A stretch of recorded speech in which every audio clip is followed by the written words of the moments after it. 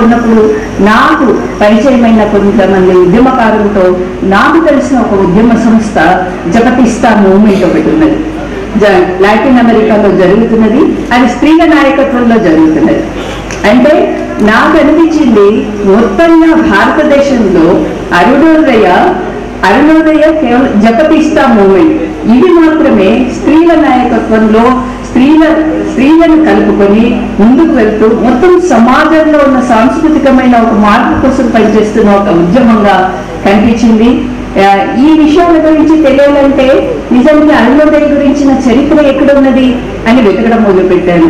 మీరు ఈ మధ్య మనం తెలుసు, ఏమైనా అడిగితే మొత్తం ఫోన్లో అడుగుతూ ఉంటాం, ఏదో చెప్తుంటుంది, గూగుల్ ఏదో చెప్తుంటుంది. మీరు ఒక్కసారి సాంస్కృతిక ఉద్యమాలు మొత్తం భారతదేశంలో ఏమున్నాయని అడగండి, చూద్దాం. గూగుల్లో వెతకండి, మనకు ఒక్క సమాచారం కూడా దొరకదు. అంటే వాళ్ళు దొరికితే ఏమంటుంది, స్వదేశీ మూవ్మెంట్ అని ఇంకేదో వస్తుంటాయి.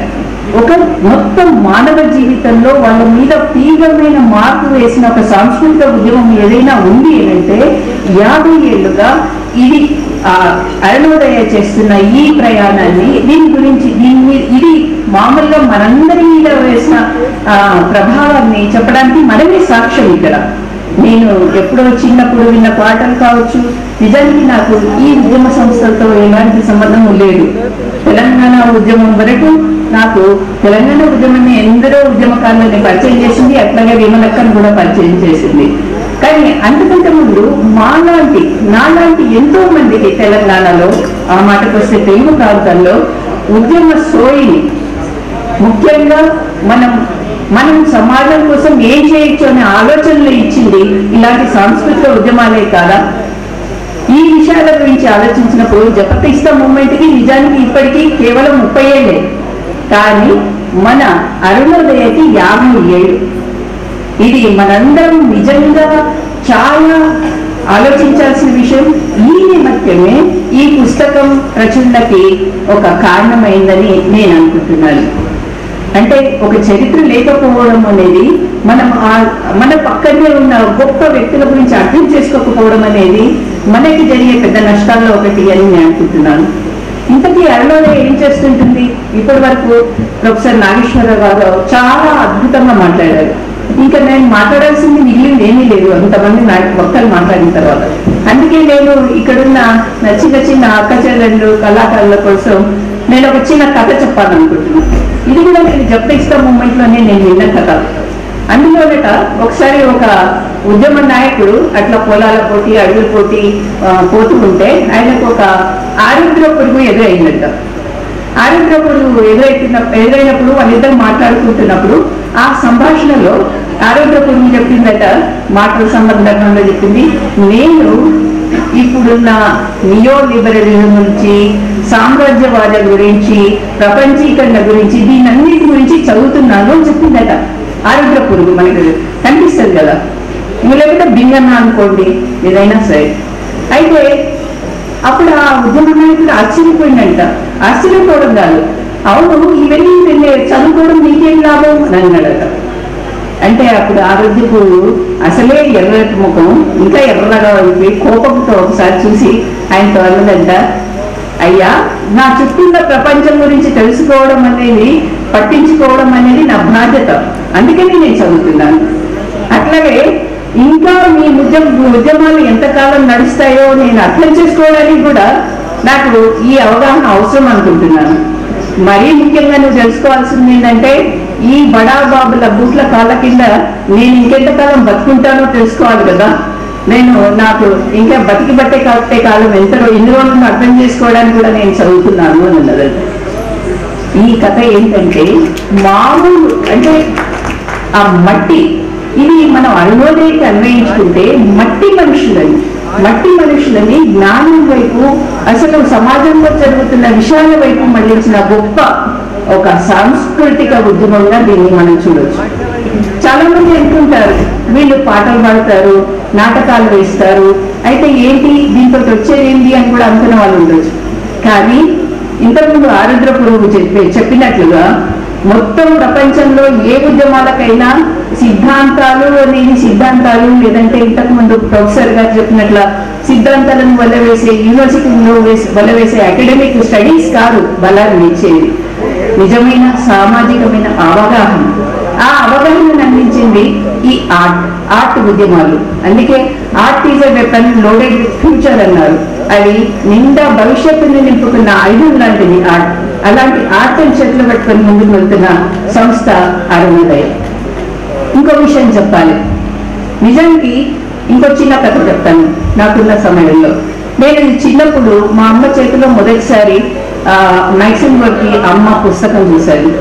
ఆ అమ్మ పుస్తకం చూసినప్పుడు నాకు మా అమ్మకి చాలా ఇష్టమైన పుస్తకం. ఆమె లైబ్రరీకి ఇవ్వకుండా ఇచ్చిన మళ్ళీ మళ్ళీ తెచ్చుకునేది. ఏంటా అని నేను కూడా చదివాను ఆ రోజుల్లో. అందులో తన కొడుకు కోసం కన్న కొడుకును కడుపులో పెట్టుకోవడానికి ఆ తల్లి పడే ఒక ఆతృత, ఆరాటం, దానికోసం ఆమె ఎంత దూరం వెళ్తుంది అనేది అమ్మ గురించి చెప్తూ ఉంటుంది. అది అయితే మనం అందరం అంటుంటాం విమలక్క గురించి అక్క అని. నాకు అట్లాంటి అమ్మ పుస్తకంలో కాదు, మన తెలంగాణలో మన కళ్ళ ముందనే ఏవి లెజెండ్లుగా కనిపిస్తున్న విమలక్క అనిపిస్తుంది. నాకు విమలక్క అక్క కాదు, తెలంగాణకి అమ్మ అనిపిస్తుంది. మనం గద్దర్ని గద్దరని యుద్ధ నౌక అని అనుకుంటారు అందరూ. నేనైతే అంటాను విమలక్క మన తెలంగాణకే, మొత్తం తెలుగు ప్రాంతాలకే, ఆ మాటకు వస్తే మొత్తం సౌత్ ఇండియాకే, ఆ మాటకు వస్తే మొత్తం భారతదేశంలోనే ఆమె ఒక గొప్ప అమ్మ చెట్టు అనుకుంటున్నాను. ఆమె ఒడిలో పెరిగిన వాళ్ళెందరూ. ఇదంతా ఎందుకు చెప్తున్నానంటే ఈ పుస్తకం చదవండి. ఇందులో ఇంతకుముందు మనకి ప్రభాకర్ అన్న చెప్పిండు, ఎంతో మంది వాళ్ళ అనుభవాలు రాశారు. ఆ చెట్టు ఒడిలో పెరిగిన వాళ్ళు, ఆ చెట్టు అంటే 10 ఏళ్ళు ఉన్నప్పుడు ఇల్లు వదిలి వాళ్ళ తల్లిదండ్రులు వాళ్ళు తెచ్చి ఇక్కడ అక్క దగ్గర వదిలిపోతే ఆమెనే వాళ్ళని కన్న తల్లే పెంచుతుంది. వాళ్ళకి కేవలం తిండి పెట్టడం అంతవరకు ఆగిపోలేదు. దాని తర్వాత వాళ్ళకి అన్ని విద్యాబుద్ధులు చెప్పించు. పక్కనే ఉన్న అంబేద్కర్ కాలేజీలో వాళ్ళని చేర్పించి చదువులు చెప్పించిండ్రు. వాళ్ళకి సమాజం పట్ల అవగాహన కలిగించిండ్రు. వాళ్ళకి ఆట నేర్పిండ్రు, పాట నేర్పిండ్రు. అసలు మనలో ఎంతమందికి తెలుసు అరుణోదయ ఎలా పనిచేస్తుందో? అరుణోదయ గురించి వింటుంటాం, కానీ ఇంతమంది పిల్లలు ఈ రోజు ఇక్కడ మీరు చూసింటారు స్టేజ్ మీద ఒక 20-30 మంది ఇక్కడ నిలబడ్డారు. కనిపించిన ఎంతో మంది కళాకారులు ఉన్నారు, ఇక్కడ ఎంతో మంది ఉన్నారు. వీళ్ళందరూ ఎలా ఈ చెట్టు నీడలో ఎలా పెరుగుతున్నారు? ఈ చెట్టు వాళ్ళకి ఏమి ఇస్తోంది అని ఒక్కసారి ఆలోచించామా? కానీ ఇందులో ఫర్ ఎగ్జాంపుల్ రాకేష్ రమేష్ అట్లాంటి వాళ్ళు, రాకేష్ రావణ్ అనే, సునీత అని, అనిత, వీళ్ళంతా రాసిన అనుభవాలు ఉన్నాయి. అవి చదివినప్పుడు నాకైతే కన్నీళ్ళు ఆగలేదు. అసలు తిండి కూడా లేక వాళ్ళు ధూమ్ధాం సమయంలో ఊరూరు తిరుగుతూ తిండి కూడా ఏమీ లేక 2 రోజులు తిరిగారు. ఒక ఊరికి వెళ్ళారు, రాత్రి అయింది, అక్కడ ప్రదర్శన ఇచ్చారు. దాని తర్వాత వాళ్ళకి భోజనం కూడా అయిపోయింది లేదు. ఆ రాత్రితో మళ్ళీ ప్రయాణం చేసి ఇంకో ఊరికి వెళ్ళారు, అది అక్కడ ఆలస్యమైంది. అక్కడి నుంచి సాయంత్రం ఒక దగ్గర మాట ఇచ్చారని అక్కడికి పరిగెత్తారు. చివరికి అక్కడ దారి తప్పారు అడవిలో. వాళ్ళకి 2 రోజుల నుంచి తిండి నిద్ర లేదు. చివరికి వాళ్ళు ఏం చేయాలో తెలియక పిల్లలకి ఏం పెట్టాలి, వాళ్ళ ఆకలితో కింద పడుతున్నారన్నట్లు చూసి విమలతో బోర్న ఏడ్చేసిందట. ఈ విషయాలని ఒక అమ్మాయి రాసింది. నాకైతే మనలో ఎంతో మందికి ఈ త్యాగాన్ని చూడగలుగుతున్నాం. అసలు ఆ పిల్లలందరూ అక్క కన్నీళ్లు చూసి అక్కను గట్టిగా పట్టుకొని, అక్క ఈ మా కడుపులు కాలితే ఏమి పర్వాలేదు, మనం సమాజం కోసం చేస్తున్నామని వాళ్ళు అట్లాగా 3 రోజులు తిరిగారు. నేను ఒక సంఘటన మాత్రమే చెప్తున్నాను. ఇలాంటి అనుభవాలు ఇందులో ఉన్నాయి. మీరు అవన్నీ చూస్తారు. అంటే నేను చెప్పదలుచుకునేది ఏంటంటే, విమలక్క మనం అనుకుంటాం శాంతి నోబెల్ ప్రైజులు వస్తుంటాయి కొంతమందికి, వాళ్ళకి వచ్చినాయి. వాళ్ళు రాసిన గ్రంథాలతోటో లేదంటే చేసిన కృషితోటో. మదర్ తెరెసా అంటాము, అణుబాంబును తయారు చేసిన శాస్త్రజ్ఞులు కూడా ఇచ్చారు. కానీ నిజంగా ప్రేమను ఉద్యమానికి మిలాయించి, ఉద్యమం అంటే సిద్ధాంతాలతో నడిచే ఒక పోరాటమే కాదు. ఉద్యమం అంటే true lover can only be revolutionary.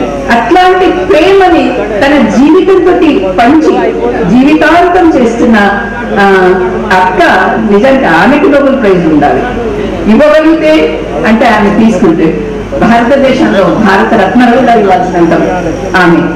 ఇది ఎందుకు చెప్తున్నానంటే అక్కడ ఎదిగిన కళాకారులు ఇక్కడైతే ఎవరైతే ఉన్నారో వాళ్ళ గురించి చెప్పాలంటే అదొక పెద్ద పుస్తకం అవుతుంది. ఇందులో చదివినప్పుడు మనకు అర్థమవుతుంది. ఇందులో ఇంత పిల్లల నుంచి ఇంతవరకు ఇక్కడే పెరిగిన వాళ్ళు ఉన్నారు. 3వ తరగతి నుంచి వచ్చి ఇప్పుడు ప్రొఫెసర్ అయిన అనిత లాంటి వాళ్ళు ఉన్నారు. ఇలాంటి చాలా మంది కనిపిస్తారు. వీళ్ళ గురించి నిజంగా సంక్షిప్తంగా చెప్పాలనుకుంటే, మీరు నిజంగా ఒక యోధ అయితే, ఒక మహిళ అయితే, మీకు నిజంగా సాహసం ఉంటే, ప్రశ్నించే ధైర్యం ఉంటే విమలక బృందంలో కనిపిస్తారు. అంతేకాదు మీకు పిల్లలు ఉంటే వాళ్ళని సంకట పెట్టుకొని వస్తారు. మీ దగ్గర మీకు ఒక అన్నో తమ్ముడో 17 ఏళ్ళలో 18 ఏళ్ళలో ఉన్న వాళ్ళు వస్తే వాళ్ళని తీసుకొని వస్తారు. కానీ ఆ తమ్ముడో అన్ననో వంటింట్లో వంటకం చేయాల్సి ఉంటుంది. అట్లాగే వాడు ఆ చుట్టుపక్కల అక్క చెల్లెల కార్యాచరణల నుంచి జీవితాన్ని అర్థం చేసుకోవాల్సి ఉంటుంది. ఇది అక్కడున్న విమలక్క దగ్గర ఉన్న మొత్తం కళాకారుల నేపథ్యం. ఇలాంటి కళాకారులు కనీసం ఈ 50 ఏళ్లలో ఎంతమందిని తయారు చేసి ఉంటుంది అరుణోదయ? ఊహించండి. నిజమే, అందరూ మాట్లాడుతున్నారు అరుణోదయాలు, ఎన్నో రకాల అరుణోదయాలు, ఐక్యత, పోరాటం అని. ఇంతకంటే పెద్ద పోరాటం ఎక్కడున్నది? వందల మంది ఆర్టిస్టులను తయారు చేయడం, సమాజం పట్ల బాధ్యత కలిగిన వాళ్ళుగా మలవడం, వాళ్ళకి ప్రేమ అనే ఒక ఆసరా ఇవ్వడం, ఆమెకి తోడు మిత్ర కలం అనుకుంటాం, అంతేకాదు మిత్ర సహచర్యం కూడా. వాళ్ళు నిజానికి సహచరత్వానికి ఒక మంచి నిదర్శనంలాగా కనిపిస్తారు. వీళ్ళు చేసే ఈ కృషి ముందు ఏదైనా దిగదుడిపోయి నేను చెప్పదలుచుకుంటున్నాను. అవన్నీ కూడా మీకు ఈ సౌకర్యంలో కనిపిస్తూ ఉంటాయి. ఇంకొకటి, ఇంతకుముందే చెప్పినట్లు అరుణోదయ పెద్ద పెద్ద పరిష్కారాల గురించి మాట్లాడదు నాకు తెలిసి, నా ఉద్దేశంలో. కానీ చిన్న చిన్న ప్రశ్నలు చాలా వేస్తుంది. అది చాలు కదా ఒక హింసను ఆపడానికి, నేరాలను అరికట్టడానికి. అలాంటి విషయాలను తెలిపే ఇందులో కొన్ని వ్యాసాలు ఉన్నాయి. అంతేకాదు ఇంకా డాక్యుమెంట్స్ ఉన్నాయి, రిపోర్ట్స్ ఉన్నాయి. ప్రభాకర్ అన్న ఆల్రెడీ చెప్పేసింది కనుక నాలాంటి వాళ్ళకి అరుణోదయం ఇచ్చిందో కూడా నేను మాట్లాడుకోవాలి.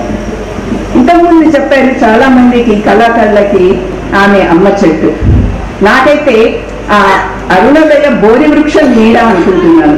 ఇన్సిడెంటల్లీ ఈరోజు మొత్తం మన మనసులంతా రణరంగంగా ఉన్న ఈ రోజు నిజానికి మన ప్రపంచానికే శాంతి జలను కురిపించిన బుద్ధుని పుట్టినరోజు కూడా ఈరోజు. అదృష్టమే అయినా ఈరోజే. నాకైతే అరుణోదయ కార్యాచరణని దగ్గర నుంచి తెలంగాణ ఉద్యమం అందించిన మిత్రత్వం, నాకు అపురూపమైన మిత్రత్వం విమలక్క, అరుణోదయ. దాంతో కలిసి నేను చేసిన పోయిన 15 ఏళ్ల ప్రయాణంలో నేను నేర్చుకున్నది, అసలు ఏ పుస్తకాలు ఇవ్వలేని జ్ఞానాన్ని నాకు ఆ ప్రయాణం ఇచ్చిందని నేను సభాముఖంగా చెప్పాలనుకుంటున్నాను. నాకే కాదు, నాలాంటి ఎంతో మందికి అది జరిగింది. ఇంతకుముందు కళాకారుల గురించి చెప్పాను.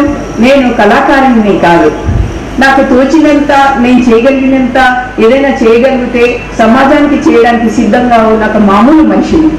ఇలాంటి మామూలు మనుషులు ఆ విమలక్క చుట్టూ ఎంతమంది ఉంటారో మీకు అందరికీ తెలియని విషయాలు కాదు. ఈరోజు ఎన్నో వేలు పెట్టి, ఎన్నో బస్సులు పెట్టి తెచ్చి కూర్చోబెట్టి ఉండే మీటింగ్ హాల్ నింపుతున్న మీటింగ్ హాల్స్ ఇప్పుడు. కానీ చూడండి ఈరోజు ఇంత ఏం మోసుకొచ్చింది? కేవలం ఇది అరుణోదయకున్న బలం. అట్లాగే ఈ పుస్తకంలో నాలాగే ఈ కార్యక్రమాల నుంచి, దీంట్లో నుంచి నేర్చుకున్న కొత్త అంటే యువకులైన వాళ్ళు రాసిన వ్యాసాలు కూడా ఉన్నాయి. ఇమిడి మహేందర్ ఉన్నాడు ఫర్ ఎగ్జాంపుల్, ఆయన వ్యాసం చదవండి. ఆయన ఉద్యమాలని మార్పులని ఎట్లా చూస్తున్నాడు, మార్పు కోసం ఉద్యమాలు చేయాల్సిందేంటి, వ్యక్తిగతంగా మనం దాన్ని ఎట్లా అర్థం చేసుకోవాలి అనే విషయాల గురించి చాలా అద్భుతమైన ప్రశ్నలు వేస్తారు.